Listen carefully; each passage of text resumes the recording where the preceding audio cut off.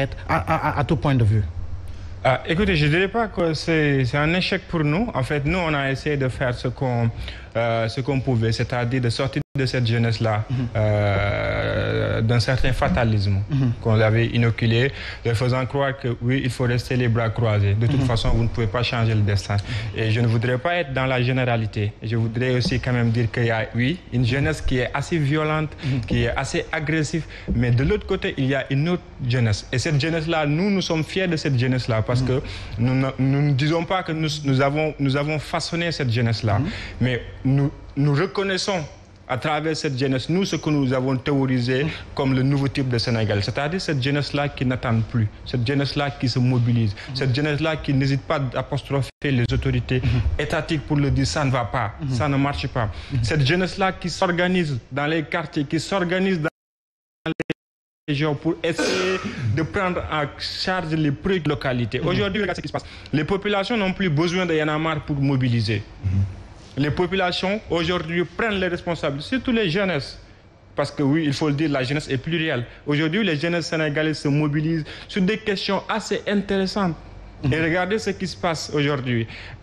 Il pouvait y avoir des coupures sans pour autant que la Sénélec se prononce. Mais aujourd'hui, grâce à une conscience citoyenne, grâce à une conscience que Y'en a marre peut-être à amener dans l'espace, aujourd'hui, il est très difficile pour ces autorités-là ou bien pour ces services publics-là de se comporter d'une certaine manière vis-à-vis des populations. Donc ça veut dire que quelque part, vous avez, en tout cas, mi-figue, mi-raisin, atteint certains de vos objectifs. Abdou Khafor, mais permettez-moi de vous relancer.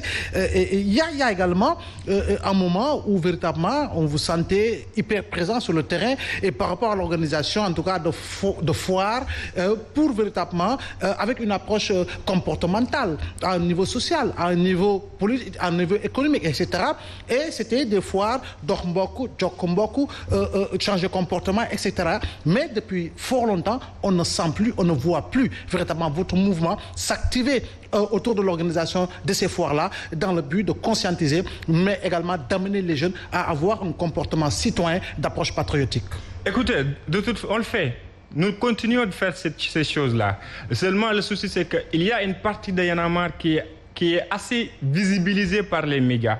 Et c'est dommage, parce que comme vous le savez, Y'en a marre, c'est deux versants. Il y a l'aspect contestation, mais il y a aussi autre aspect qui est l'aspect proposition et formulation de projet. Cet aspect-là est actif. Ce côté de Y'en a marre est très actif et nous portons des projets structurant, des projets visant à sensibiliser les jeunes, à capaciter les jeunes. Et oui, ce côté de Y'en a marre est subsidiaire à l'autre. Mais malheureusement, cet aspect de Y'en a marre vend plus. C'est-à-dire, quand Y'en a marre crie, excusez-moi les termes, gueule sur les autorités locales ou politiques.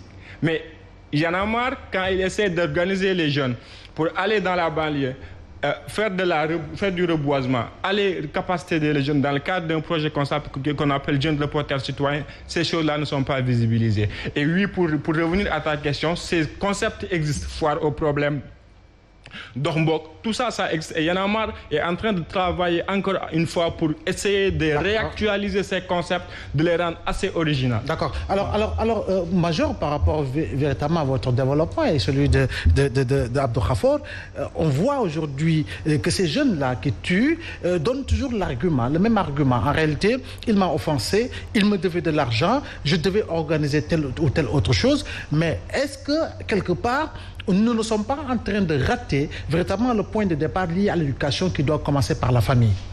Donc avant de venir à votre question, comme vous l'avez dit, parce que moi j'avais bien coopté Y'en a marre, parce que je les avais bien suivis et je les avais évalués. Comme vous avez dit, ils ont un peu lâché du lest. Et que nous-mêmes, nous ne les avons pas pris en compte très tôt. C'est ça l'erreur. Il ne fallait pas laisser d'autres venir. Tu sais pourquoi Y'en a marre est devenu dixième? Parce qu'il y a d'autres activistes et d'autres personnes qui sont venues, qui ont fait un fourre-tout, qui n'avaient pas la même idéologie philosophique de Y'en a marre. L'idéologie de Y'en a marre était une idéologie très intellectuelle. C'était très bon. C'était intellectuel et ça allait formater un citoyen dans le civisme, le travail, l'apprentissage et tout. Mais moi, je l'avais tout le temps dit qu'il fallait les coopter et les institutionnaliser. Mais malheureusement, on a lâché de l'Est et ils ont été devenus presque 17 parce que les gens les oublient par moment à cause d'autres mouvements, quoi. Mais nous les avons perdus et c'est regrettable. Parce que c'est ça qu'on devait prendre pour le compte de le fonctionnement. De Y'en a marre. Oui, il fallait coopter Y'en a marre. Parce que c'est des calculs. C'est des calculs. Il faut des points focaux. C'est-à-dire quand tu gères une jeunesse, quand tu gères une corporation humaine, dont le making pot, la formation, les cultures et les traditions diffèrent de trop, il faut que quelqu'un qui est un vrai lanceur d'alerte, ils étaient les seuls lanceurs d'alerte. Les autres, c'est des réactionnaires. Hein. On a vu Y'en a marre véritablement lors des inondations avec des actions citoyennes de grande envergure. Donc malheureusement, nous les avons un peu perdus et que l'environnement maintenant est saturé et que vraiment, je pense qu'ils sont même un peu dispersés. Mais ils doivent se reprendre en compte et continuer ce qu'ils avaient à faire parce qu'ils philosophaient positivement sur la jeunesse. Effectivement. Mais si je reviens à votre question, donc, vous redonnez des précisions parce qu'en développant... Oui, par rapport à l'éducation, est-ce que nous n'avons pas raté le point de départ? L'éducation au Sénégal, nous avons un problème d'éducation. Pourquoi? Parce que c'est notre organisation sur le plan de la tradition qui nous pose problème. Nous n'avons pas les mêmes tempos sur le plan éducationnel. Parce que le Sénégal est un État à 90% musulman. Effectivement. Et que nous avons hérité de la colonisation, l'éducation française qui est l'école française. Au moment où l'école coranique était déjà ancrée dans nos cultures et à l'intérieur du pays en plus grande part. Effectivement. Donc, les chrétiens partent à l'école, il n'y a pas de problème parce qu'il n'y a pas d'école d'évangélisation ou autre.